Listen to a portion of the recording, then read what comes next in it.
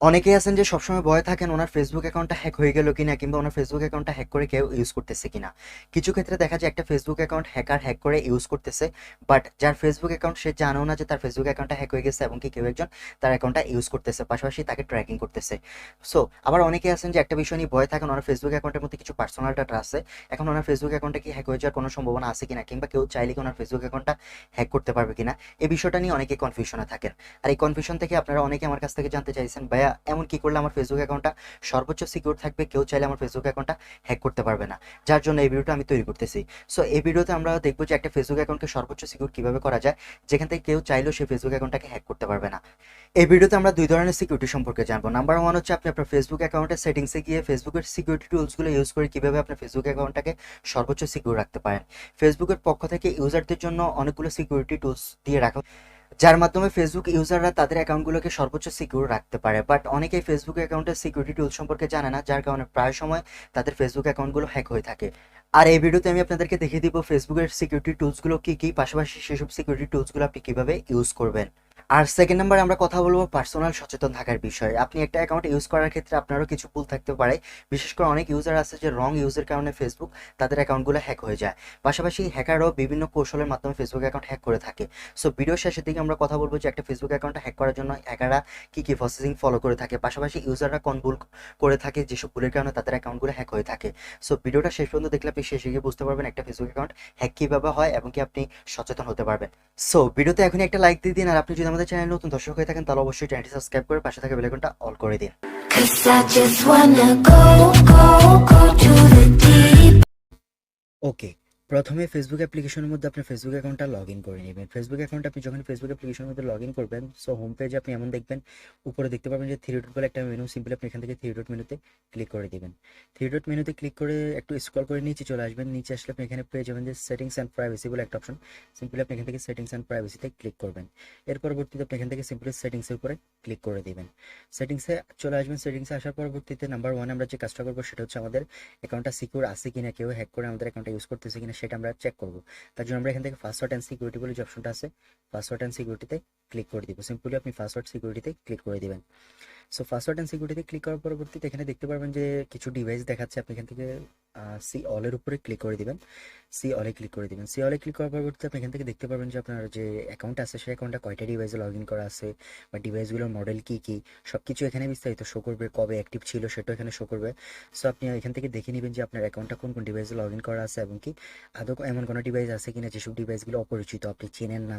এর পরবর্তীতে সেসব ডিভাইসে কবে লগ ইন ছিল সেগুলো আপনি এখান থেকে দেখে নেবেন। যদি আপনার কোনো ক্ষেত্রে সন্দেহ হয় যে না এই ডিভাইসটা আমার অপরিচিত, এটা কোথা থেকে আসলো, এটা তো আমি চিনি না, সেক্ষেত্রে আপনি এখানে পাশে দেখতে পারবেন যে একটা থ্রি ডট মেনু, সিম্পলি আপনি এখান থেকে থ্রি ডট মেনুতে ক্লিক করে দিবেন। থ্রি ডট মেনুতে ক্লিক করে এখানে দেখতে পারবেন যে লগ আউট বলে একটা অপশন, সিম্পলি লগ আউটে ক্লিক করে দিবেন।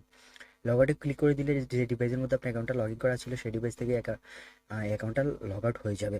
এর পরবর্তীতে আপনি এখান থেকে সব কিছু দেখবেন। যদি আপনার মনে হয় যে অতিরিক্ত ডিভাইস আছে এখানে, কোথাও বেশি এমন কিছু ডিভাইস আছে যেগুলো আপনি চিনেনই না, সেক্ষেত্রে আপনি কী করবেন, লগ আউট অল সিচুয়েশন আপনি এটাতে ক্লিক করে আপনার অ্যাকাউন্টগুলো, আপনার ডিভাইসগুলো লগ আউট করে দিবেন আপনার অ্যাকাউন্ট থেকে। এর পরবর্তীতে আমরা এখান থেকে বেরিয়ে যাব। বেরিয়ে যাওয়ার পরবর্তীতে আপনি আপনার অ্যাকাউন্টটাকে সিকিউর করার জন্য যেসব স্টেপগুলো ফলো করবেন সেগুলো হচ্ছে ফেসবুকের পক্ষ থেকে আপনাকে যে সিকিউরিটি টুলস দেওয়া হয়েছে সেগুলো হচ্ছে recommended. Check your important security settings, আপনি সিম্পলি সবার উপরে চেক ইউর ইম্পর্টেন্ট সিকিউরিটি সেটিংসের উপরে নর্মালি ক্লিক করে দেবেন। এর পরবর্তীতে আপনি এখানে দেখতে পারবেন যে ফেসবুকের সিকিউরিটি টুলস আপনাকে কী কী দেওয়া হয়েছে। নাম্বার ওয়ানে যেটা আছে সেটা হচ্ছে ট্রায়ান অন লগ ইন অ্যালার্ট, আপনি সিম্পলি ট্রায়ান অন লগ ইন অ্যালার্টের উপরে ক্লিক করে দেবেন। এরপর এখানে দেখতে পাচ্ছেন যে ফেসবুকের পক্ষ থেকে বলা হয়েছে যে আপনি এখান থেকে যদি লগ ইন অ্যালার্টগুলো অন করে রাখেন, তাহলে আপনার অ্যাকাউন্টটা যদি নতুন কোনো ডিভাইসে লগ ইন করা হয় সেক্ষেত্রে তারা সাথে সাথে আপনাকে নোটিফিকেশনের মাধ্যমে জানিয়ে দেবে। সো আমরা এখান থেকে সবগুলো ওকে করে দিব, অন করে দিব, ক্লিক করে করে অন করে দিলাম। এখন ফেসবুকের পক্ষ থেকে আমাদেরকে নোটিফিকেশনের মাধ্যমে জানিয়ে দেওয়া হবে যদি আমাদের অ্যাকাউন্টটা নতুন কোনো ডিভাইসের মধ্যে লগ ইন করা হয়। সো এর পরবর্তীতে আমরা যদি এখান থেকে বেরিয়ে যাই, দেখতে পাচ্ছেন যে আমাদের লগ ইন অ্যালার্টসটা গ্রিন হয়ে গেছে। এর পরবর্তীতে ইউর পাসওয়ার্ড ইটস ওকে। আপনি যদি দেখেন যে আপনার অ্যাকাউন্টটা বেশিরভাগ ডিভাইসের ক্ষেত্রে লগ ইন করা আছে, সেক্ষেত্রে আপনি অবশ্যই এখানে চেঞ্জ পাসওয়ার্ডের উপরে ক্লিক করে আপনার অ্যাকাউন্টের পাসওয়ার্ডটা অবশ্যই চেঞ্জ করে নেবেন। তাহলে এখানে দেখতে পারবেন যে ইউর পাসওয়ার্ড ইজ ওকে, আমারটা ওকে আছে, সে কারণে গ্রিন দেখাচ্ছে।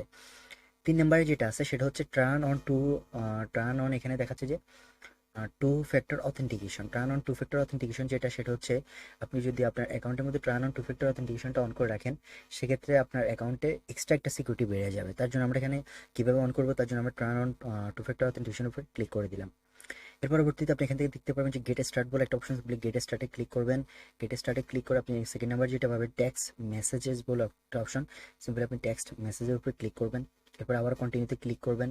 এর পরবর্তীতে আপনি এখান থেকে আপনার চাইলে আপনার যে আগে ডিফল্ট নাম্বার ছিল সেটা ইউজ করতে পারেন, কিংবা অ্যাড ফোন নাম্বার উপরে ক্লিক করে কন্টিনিউতে ক্লিক করে আপনি নতুন একটা নাম্বার অ্যাড করতে পারেন। সিম্পলি আমরা এখান থেকে নতুন একটা নাম্বার অ্যাড করবো। সো আমরা এখান থেকে একটা নতুন নাম্বার অ্যাড করে দিলাম। অ্যাড করার পরবর্তীতে আপনি সিম্পলি এখান থেকে কনফার্মের উপর ক্লিক করবেন। কনফার্মে ক্লিক করার পরবর্তীতে আপনি যে নাম্বারটা অ্যাড করছেন সেই নাম্বারের মধ্যে একটা ভেরিফিকেশন কোড আসবে। অবশ্যই না, এই ভেরিফিকেশন কোডটা আপনি এখানে সাবমিট করতে হবে।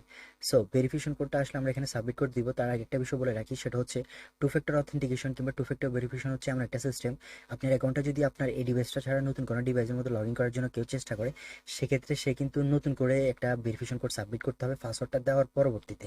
সো পাসওয়ার্ডটা দেওয়ার পরবর্তীতে সে সেমভাবে এমন করে আপনার নাম্বারের মধ্যে একটা ভেরিফিকেশন কোড আসবে, সেই ভেরিফিকেশন কোডটা অবশ্যই সেখানে সাবমিট করতে হবে, নাহলে কিন্তু সে নতুন কোনো ডিভাইসে আপনার পাসওয়ার্ডটা জানা থাকলেও সে লগ ইন করতে পারবে না।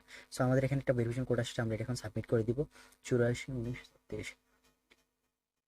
সো আমরা আমাদের ভেরিফিকেশন কোডটা সাবমিট করলাম, করার পরবর্তী এখান থেকে টিক চিহ্নতে ক্লিক করে কন্টিনিউতে ক্লিক করে দিলাম। সো আমাদের যে টু ফ্যাক্টর অথেন্টিকেশন ছিল সেটা অলরেডি অন হয়ে গেছে। আমরা এখান থেকে ডানের উপরে ক্লিক করে দিব। ডানের উপরে ক্লিক করে আবার আমরা চেক ইউর ইম্পর্টেন্ট সিকিউরিটি সেটিংসের উপরে ক্লিক করব। সো দেখতে পাচ্ছেন আমাদের log in alert two factor অথেন্টিকেশনটা অন হয়ে গেছে।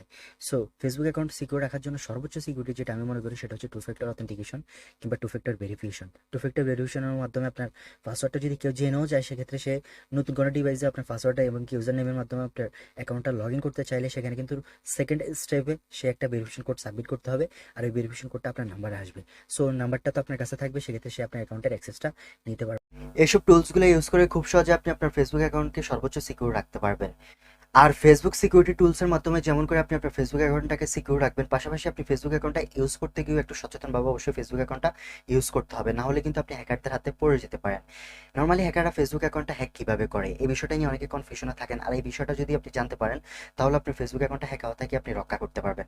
নর্মালি আমাদের এশিয়াতে ফেসবুক অ্যাকাউন্ট হ্যাক করার ক্ষেত্রে হ্যাকাররা যেসব মেথডগুলো ইউজ করে থাকে, তার মধ্যে কমন একটা মেথড কিংবা 90% পর্যন্ত অ্যাকাউন্ট হ্যাক করার ক্ষেত্রে তারা যে মেথডটা ইউজ করে থাকে সেটা হচ্ছে ফিশিং মেথড কিংবা ফিশিং অ্যাটাকের মাধ্যমে ফেসবুক অ্যাকাউন্ট হ্যাক করে থাকে। ফিশিং কি এই বিষয়টা নিয়ে অনেকে কনফিউশনে থাকতে পারেন। ফিশিং হচ্ছে মাছ ধরার মতো। নর্মালি আমরা কোনো একটা বিলের মধ্যে কিংবা নদীতে মাছ ধরার জন্য যেমন করে জাল ফেলে থাকি, সেমভাবে হ্যাকাররা একটা লিঙ্ক তৈরি করে, যে লিঙ্কটা হচ্ছে ফিশিং লিঙ্ক কিংবা হ্যাকিং লিঙ্ক। সো লিঙ্কটা তৈরি করার পরবর্তীতে হ্যাকাররা কি করে, বিভিন্ন ইউজারের কাছে কিংবা অনেকগুলো ফেসবুক ইউজারের কাছে এই লিঙ্কটা সেন্ড করে দেয়। পাশাপাশি লিঙ্কের সাথে তারা আকর্ষণীয় কোনো একটা লেখা লিখে দেয়, যেখান থেকে ইউজাররা আছে, অনেক ইউজার আছে না বুঝে সেই লিঙ্কের মধ্যে ক্লিক করে দেয়। সো আপনি যখনই সেই লিঙ্কের মধ্যে ক্লিক করবেন, ওই লিঙ্কের মধ্যে একটা লগ ইন পেজ চলে আসবে ফেসবুকের। আপনি যখন এই লিঙ্কের মধ্যে ক্লিক করবেন দেখবেন যে ফেসবুকের লগ ইন পেজ আপনার সামনে শো করতেছে। নর্মালি অনেক ইউজার আছে বুঝে না, না বুঝে সেই লগ ইন পেজের মধ্যে লগ ইন করে ফেলে তাদের ইউজার নেম এবং কি পাসওয়ার্ডের মাধ্যমে। সো ওই লিঙ্কে ক্লিক করার পরবর্তীতে আপনি যখন ইউজার নেম এবং কি পাসওয়ার্ড দিয়ে লগ ইন করবেন, এর পরবর্তীতে সেখানে আপনি কিছুই দেখতে পারবেন না। অনেকে কি করে, কিছু না দেখে তারা মনে করে যে এই বিষয়টা হচ্ছে ফান ফ্যাক্ট, এর পরবর্তীতে তারা সেই লিঙ্ক থেকে ব্যাক করে চলে আসে। কিন্তু বিষয়টা ঠিক তেমন না। আপনি যখনই ফেসবুকের ওই লিঙ্কে ক্লিক করে লগ ইন পেজের মধ্যে গিয়ে লগ ইন করবেন আপনার ইউজার নেম এবং কি পাসওয়ার্ড দিয়ে, তখনই সেই ইউজার নেম এবং কি পাসওয়ার্ড ওই লিঙ্কের থ্রু হ্যাকারের কাছে চলে যাবে।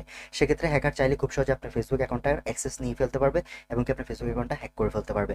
আর আপনার ফেসবুক অ্যাকাউন্টের মধ্যে যদি টু ফ্যাক্টর অথেন্টিকেশন কিংবা টু ফ্যাক্টর ভেরিফিকেশন অন করা থাকে, সেক্ষেত্রে আপনার ফেসবুক ইউজার নেম এবং কি পাসওয়ার্ড যদি হ্যাকারের কাছে চলেও যায়, সেক্ষেত্রে হ্যাকার আপনার অ্যাকাউন্টের অ্যাক্সেসটা নিতে পারবে না। এর পিছনে রিজন হচ্ছে, সে যদি আপনার ইউজার নেম এবং কি পাসওয়ার্ড দিয়ে নতুন কোনো ডিভাইসের মধ্যে আপনার অ্যাকাউন্টটা লগ ইন করতে যায়, সেকেন্ড স্টেপে কিন্তু সে একটা টু ফ্যাক্টর অথেন্টিকেশনের ভেরিফিকেশন কোডটা সেখানে সাবমিট করতে হবে। সে যদি ভেরিফিকেশন কোডটা সাবমিট না করতে পারে, সেক্ষেত্রে সে আপনার অ্যাকাউন্টের অ্যাক্সেসটা নিতে পারবে না। আর ওই ভেরিফিকেশন কোডটা কিন্তু আপনার নাম্বারেই আছে। সো টু ফ্যাক্টর অথেন্টিকেশন যদি আপনার অ্যাকাউন্টের মতো অন করা থাকে, তারপরেও অবশ্যই কোনো লিঙ্কে ক্লিক করার আগে অবশ্যই লিঙ্কটা ভেরিফাই করবেন যে সেই লিঙ্কটা কোথা থেকে আসছে এবং কি লিঙ্কে ক্লিক করার পরবর্তীতে কি হতে পারে বা কি দেখার মতো হতে পারে, সেসব বিষয়গুলো অবশ্যই মাথায় রাখবেন। তার পরবর্তীতে কোনো একটা লিঙ্কে ক্লিক করবেন। টু ফ্যাক্টর অথেন্টিকেশন অন থাকার পরেও এইসব সচেতনতা অবশ্যই মেনে চলা উচিত। কিছু অ্যাকাউন্ট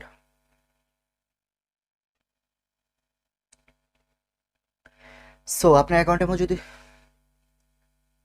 সো আপনার অ্যাকাউন্টে যদি টু ফ্যাক্টর অথেন্টিকেশন অন করা থাকো, তার পরবর্তীতে আপনার কাছে যদি অপরিচিত কোথাও থেকে কোনো একটা লিঙ্ক আসে, তাহলে অবশ্যই সেই লিঙ্কে ক্লিক করার আগে ভেরিফাই করবেন যে লিঙ্কটা কোথা থেকে আসলো।